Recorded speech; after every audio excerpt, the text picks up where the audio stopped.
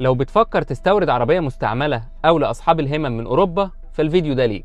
أنا مش جاي أديلك عرض ولا أقولك تشتري إيه وما تشتريش إيه، واللي بيتابعوني عارفين إن أنا مش بتكلم في البيع والشراء في الفترة دي خالص. أنا بس جاي أقولك على حاجة مهمة لازم تسأل عليها قبل ما تستورد عربيتك من بره، وتسأل فيها أكتر من مرة. الحاجة دي هي العربية اللي أنت هتشتريها دي تابعة لأنهي نظام من أنظمة اليورو، يورو 4 ولا 5 ولا 6.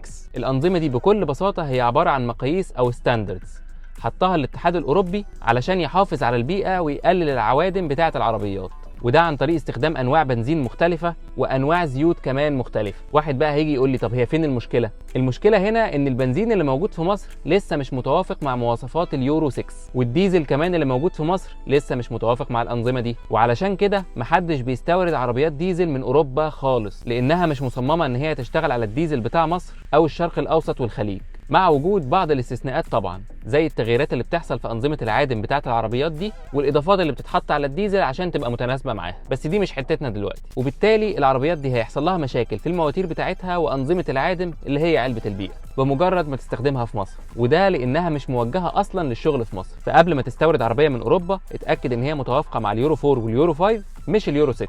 وده ما يمنعش ان في عربيات متوافقه مع اليورو 6 بس بتبقى موجهه لمصر مش موجهه لاوروبا، ده بيحصل فيها تغييرات بسيطه عشان تعرف تشتغل على البنزين بتاع مصر وفي الجو بتاع مصر. وطبعا مش محتاج اقول لك تستخدم لها الزيوت المناسبه عشان تقدر تحافظ على الموتور بتاعها لاطول فتره ممكنه، واتكلمنا على موضوع الزيوت ده في اكتر من مره، خصوصا في الحلقه اللي فاتت بتاعه تصنيف الاسيه. لو الفيديو ده عجبك ما تنساش اللايك والشير والفولو عشان تشوف فيديوهات كتير تانية زي دي وتعرف ازاي تستخدم عربيتك وتحافظ عليها.